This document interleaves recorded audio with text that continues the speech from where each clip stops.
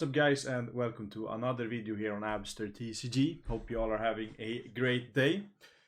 So for today's video I am going to upload a, how do you say, like a VOD or a review of one of the games I played on Sabaody Showdown. Well, I explain the plays I do and talk a little bit about the games. And this is something that later on will be on my Metafy as a weekly series. And I actually also opened up a new tier here on Metafy for a regular Giraffe Gang. So in this tier, you are going to get weekly videos focused on competitive One Piece TCG. So for example, these VOD reviews for the Sabaody Showdown. Now for this video I was planning to have a camera beside me and clip in so you can see my POV when I play. But the place I was going to buy the camera or like the stand for the camera closed 1 hour earlier for some reason, so I didn't get it for that game. So in the future I will produce that kind of content, and some weeks I maybe choose to do something else. But yeah, so this is the tier. It's $10 a month, but if you are a Twitch subscriber or Twitch Prime or whatever it's called, you will actually get a $5 discount, so it's only $5 a month then. And together with the weekly content, you're also supporting my work overall. And I'm also going to launch a merch site soon in the future. And you're also going to be able to get discounts from this one here. So for today's video, is going to be a game between Marco, played by me, and Yuppie, played by Asmi. And I'm going over the games, essentially, and VOD reviewing it. So with that said, let's quit yapping, subscribe, like, you know the usual, TCG player link down below, and let's get into the games. So for this series I am going to play Marco into the UP Luffy, which I think is a good matchup for Marco. And the reason why is because Marco has a lot of tools to be able to actually combat the crazy late game from UP Luffy that a lot of other decks does not. A lot of deck needs to be fast into UP before the late game, but Marco can actually go toe to toe against UP if you have the proper setup. I actually already filmed this whole video once, but I accidentally didn't have my headset on and had the volume here on the YouTube video, which means that I didn't hear it. So when I tried to edit the video, I heard like the sound was from me and also from the desktop audio. So I have to redo this, but that's life. So I am going to win the die roll here, and I am going to decide to go second. I am actually going to speed up to 1.25 because, or maybe even 1.50, because I think then it's a lot more easy to go through the game. So yeah, looking at my hand here at the start, it was like alright. I had a lot of the shoppers, a lot of the animal things, but I didn't have any top end except Sanji. But I decided to keep it because Mark as a leader gets to draw like an additional card every turn, which means that we're going to find our pieces more consistently. So I'm going to get up the Dawn here. And then here I think I have a Monet in hand too, but I'm actually going to start doing leader here. And the reason why is because I want to find my pieces rather than developing when I don't have my pieces. And from here too, I have this event in hand and I have a shopper, and with UP, you don't know how your opponent will approach it, because some UPs decide not to swing, some decide to swing. So I just wanted to test it out here by putting the animal on top to see if my opponent was going to play around it or not. And also in this spot, my opponent might also not be encouraged to swing, which is nice because I think UP swinging into Marco is correct. Because if you starve and go to late game in a real tournament, you're going to lose the time because Marco can defend once the clock starts to go down there. And I also actually fight your board, so I think actually going face is great for the UP. But UP should probably not swing if I have one on open and put a card on top, or even if I have one on open if you're scared of the animal.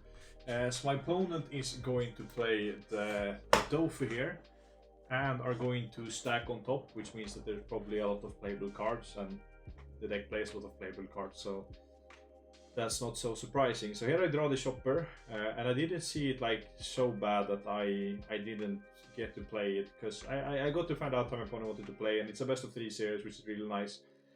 So here I could have decided to play the shopper and leave one on open, But as I know, my opponent is going to starve, so there's no point in keeping an event open, so I just want to get rid of the event of the hand and play the shopper, and also get an additional cycle, plus getting a poke in on my opponent.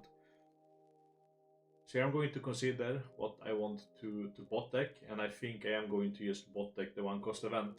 And also a thing here, I think I had 3-cost shopper in hand too, but I didn't want to stack it on top of deck, because against the starving UP, it doesn't matter if I play a body beside shopper, because he's just going to swing into the body here. So I want to emphasize on being like more consistent and keeping it in hand and botting a brick instead of in the keeper. So I'm going to play the shopper, and the odds of missing is really low too, so I am most likely going to get the bot in here. We are main character, we are still getting the shopper, but as I said, it won't matter because he's just going to swing a 6k into it, and we know that our opponent is on the most likely on the starving path here.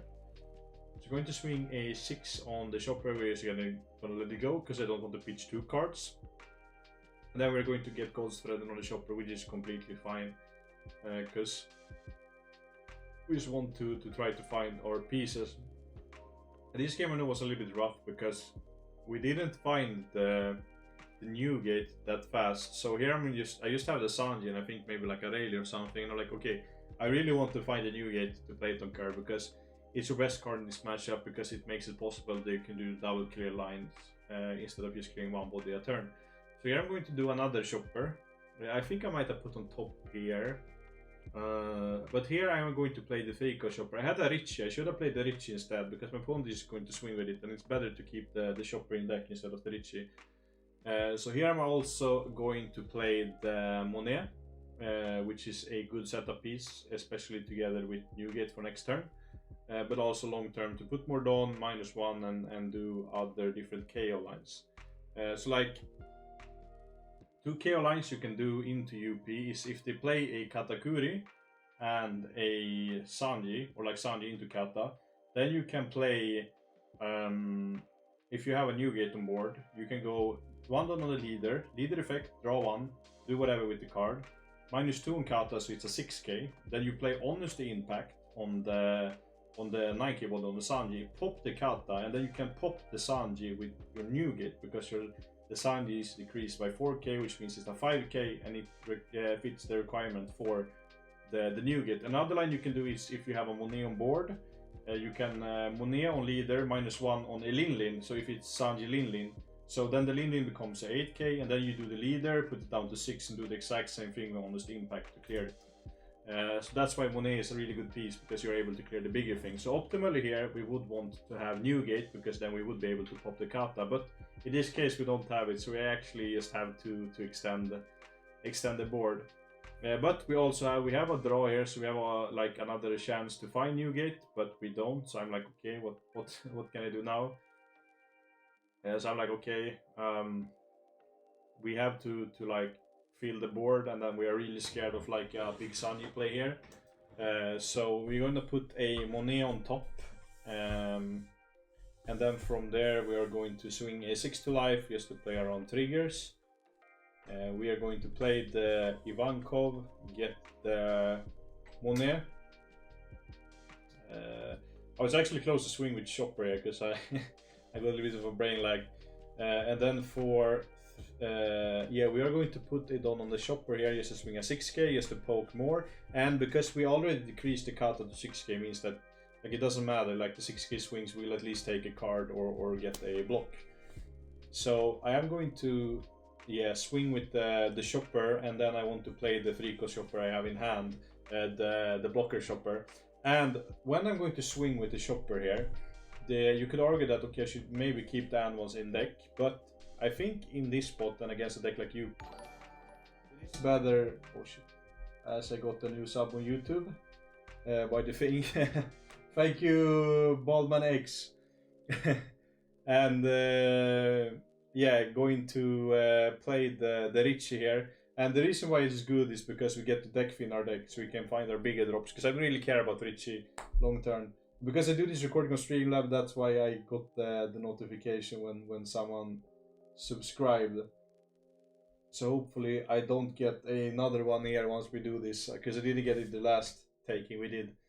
Okay, so yeah, I will just pass from here. So now I'm in a position where, okay, I am really cooked if my opponent is going to play Sanji Linlin here, because even if I find Newgate and I get some cards to clear things, it will be so hard long term, because my opponent has like, it's going to keep on building board and I will just have to keep on clearing. But as our opponent's starve gives us more time to keep clearing the boards, as long as like it's not multiple Sanjis, then we are actually in a spot where we actually like it.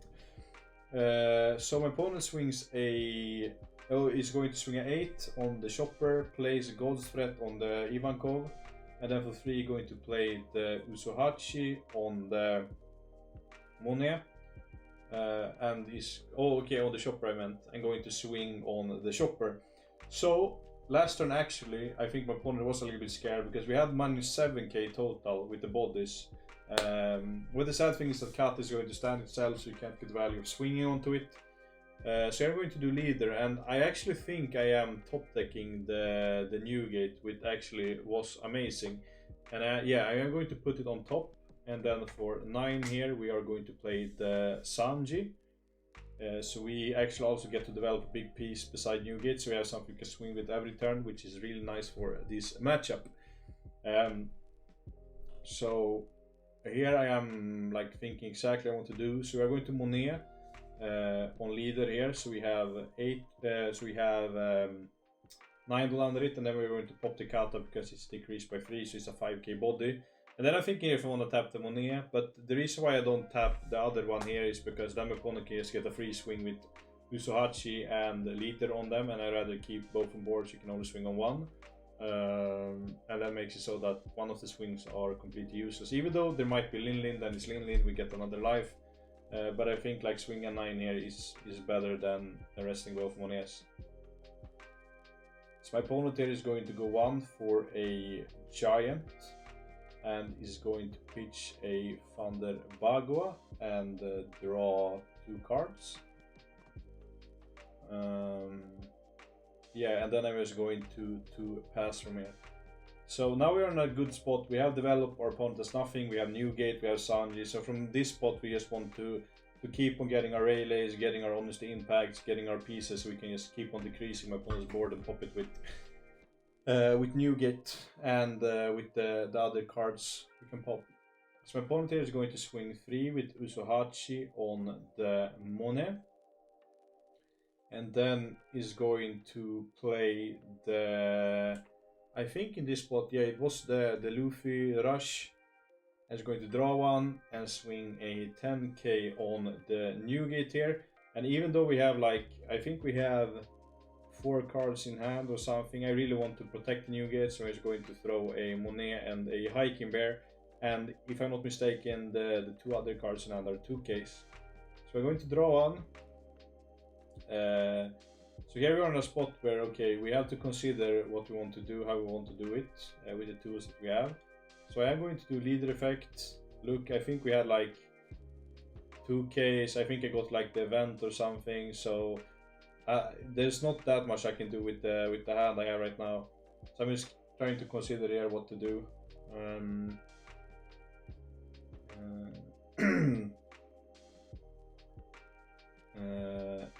Yeah, so I am going to bot deck a card here, and I think I am going to do minus on the Luffy. Then I'm going to Newgate the Doffy here, just to kill it. And then here I am thinking, okay, how do I want to do? Because I have 3 2Ks, that means that I need to push. So I'm going to swing a 10k here with the Sanji to lead, which means that my opponent, who has some cards and needs to either waste some resources or take the life. If he wastes his resources, that means there's at least 1 card gone from hand, and also there's no Dawn open for events, which means I can put Dawn on the leader and just kill the Luffy. The other option is, if my opponent decides to take, they can use 14 on leader with face to like keep on pushing. And being at 0 life means that if our opponent wants to play a Linlin, means that both are, like all our bodies are safe, because we have 2Ks now, which means we can start pushing next turn. Or if my opponent decides to do other things, there might not be a heal or a blocker, which means that we can swing another 50 with leader and hopefully kill him from there. So that's like my thought process in this. That's why I'm like considering if I want to go 12 and then 12, but I'm like, nah, I just want to go 10 because I want my opponent essentially to guard of this so I can kill the Luffy, so the threat is gone from board. So yeah, my opponent is going to think a little bit what to do and he's going to take, because I think he values to keep the Luffy board, and he knows that he can actually defend the 14k swing here with leader. So my opponent is thinking here what he wants to do, and he's going to. And also the thing is, with me in this spot, I feel like I will push a giant from hand here, and my opponent already minus done, which means no leader will be active, but my opponent is going to gear 2 and throw 3 cards, which means he goes down to, I think, 2 cards in hands, because he was on 6, which is like, even though it draws 2 a turn, like, we have a developed board, we're going to keep on swinging, so I think we are in a good spot here. So here my opponent is going to take a red rock, which is a little bit scary because red rock is a really good card in this spot. If it goes for like a red rock, one of my bodies swings a 12 with or like swings a, oh no, I guess red rock here actually doesn't do that much now when I think about it in hindsight. But yeah, we are going to take the red rock. Maybe it was the only straw hat card, or we wanted it for like future turns. And then we are going to stack the cards on top. Getting red rock, drawing 1. So here the game is still up in the air, especially when UP decides to put cards on top in this spot. Means that there might be something good getting into hand. Going to swing a 10 and into Newgate. I just want to protect it, throwing 2 bears, because I just want to protect the board as much as possible. And now my opponent is in a spot here he cannot clear. He cannot like put up a blocker, clear 2 bodies, heal, clear 2 bodies. Like, there's no good way for him. Like, either way he needs to be able to defend a 15k face, or going to be able to even defend even more. Or like a split up down if he decides to heal with the Lin. So yeah, just thinking here what he wants to do. Going to put 2 down on the leader and decides to swing a 8 now onto the Newgate. And I'm just going to pitch a 2k here just to make it survive. So I'm putting us 8 on. There's not really that much to do. I'm like, okay, man, might be a kata here, but then we can just put 1 down on the leader, do Monea, pop with Newgate and swing 18 with Sanji. Nami having some event in hands might make him survive another turn, but then like, okay, needs to do multiple giants, which means that no leader effect, and go down to 8 on. So I think I am in a good spot either way, but it's a little bit scary because it's UP, and once like this push and this tempo is gone, then I will lose the game because he's going to fill out the board and like keep on doing stuff. So that's why UP is such a scary deck, because it just goes for so long. Yes, my opponent is going to pass here.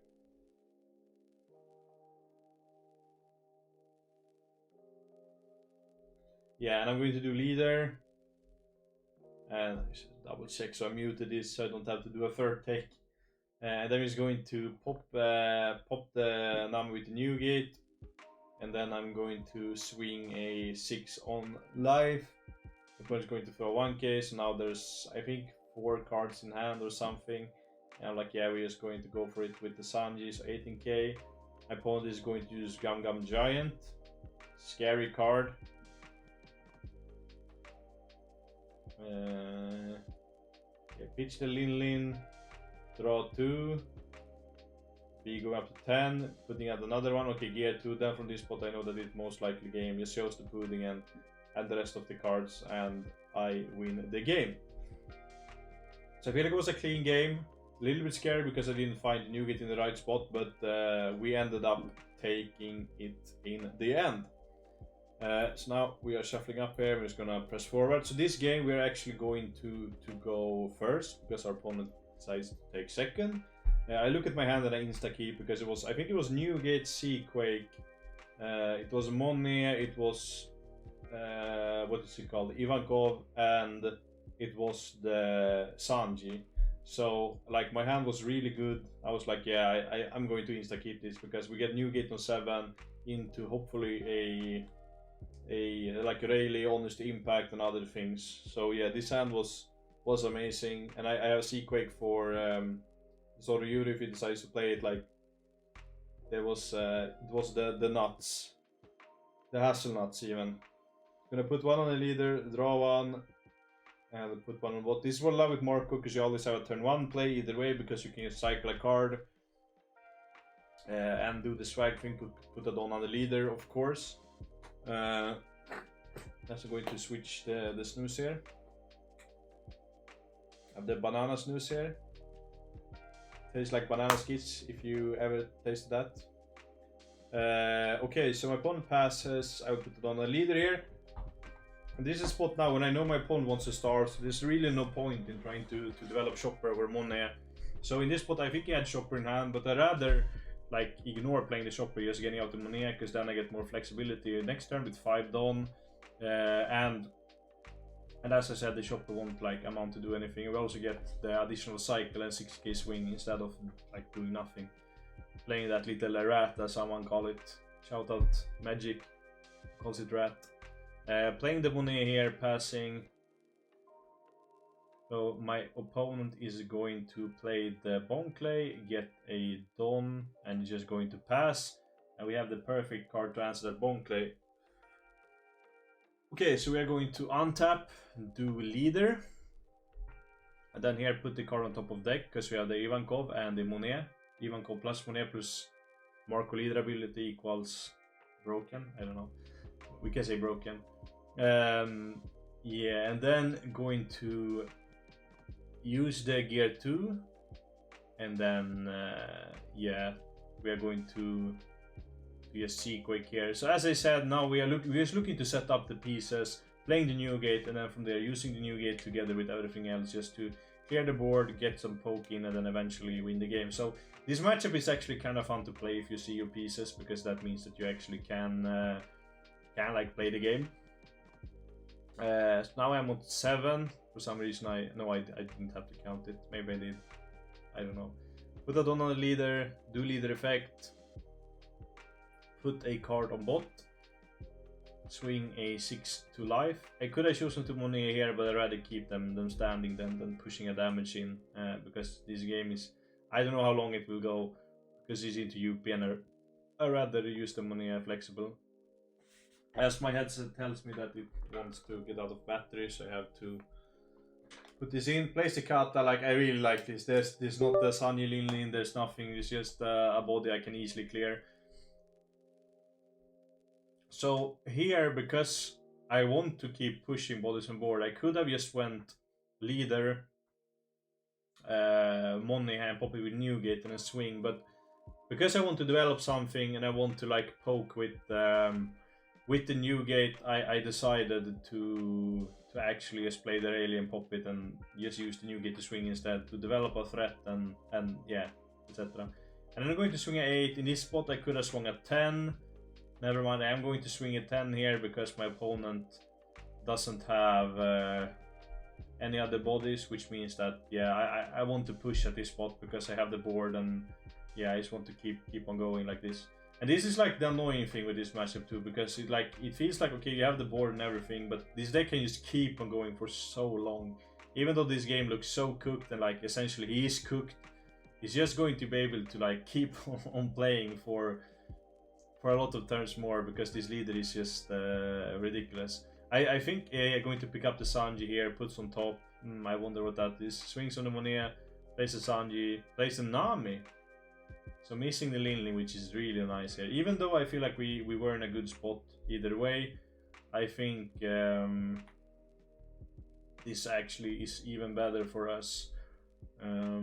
Even though what we are going to do next turn, we could have popped a Linley either way because we had Otama in hand, but in this spot it saves us a Otama, because if you want to do the honest impact play on a 9 cost without the Monet, like 2 9Ks, you need to play Otama together with the combo.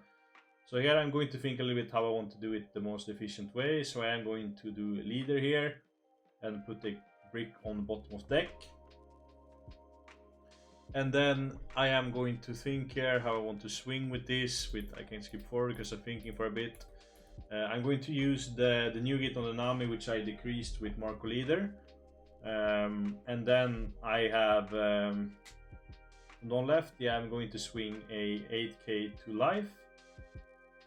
My opponent is going to Giant. Throw the Bagua. We love Giant, right? We hope you can play like 6 copies in the deck. And then I am going to swing a 9 to lead. I could have used an Honest Impact doing Monea on leader here, but I decided to just keep it standing so you can't swing into it, so you has to lean in it instead. And then yeah, I will just Honest Impact the Sanji. So like, even though as I said this looks ridiculous, this game will go on for far too long for for how it is. But I guess it's nice to play longer games with One Piece. I like longer games with a lot of decisions because then it actually checks like the skill for the player. And I'm really excited for PRB and OP13. OP12 I don't have any big tournaments, but I will grind the Shinox Cups and a lot of ladders, so I will still play it. But OP3, PRB and OP13, I think there will be a lot of room to cook with new cards, but also with the ban list. Okay, so my opponent here is going to think. I wonder what will happen now. Maybe a Sanji Linlin. Maybe not. Yeah, so my opponent puts the stacks in 2 and 8, and I'm thinking if there's no way there's a kata here. I love it if it's a kata, because I think my opponent also can see like playing kata just loses the game.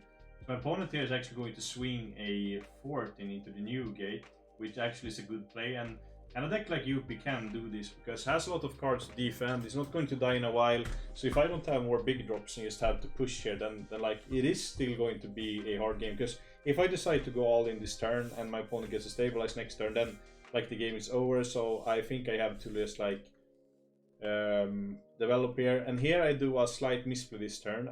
Because I stacked the new gate on top and will play to Sanji, so I could have put another Don on one of my bodies, especially the Rayleigh here, to make it so that he has to throw gear 2 at another card or has to Giant. So I should have done that. And I think I told my opponent that, but usually I like to swing before doing things because it doesn't show what I want to do. But in this spot, I kinda had to do it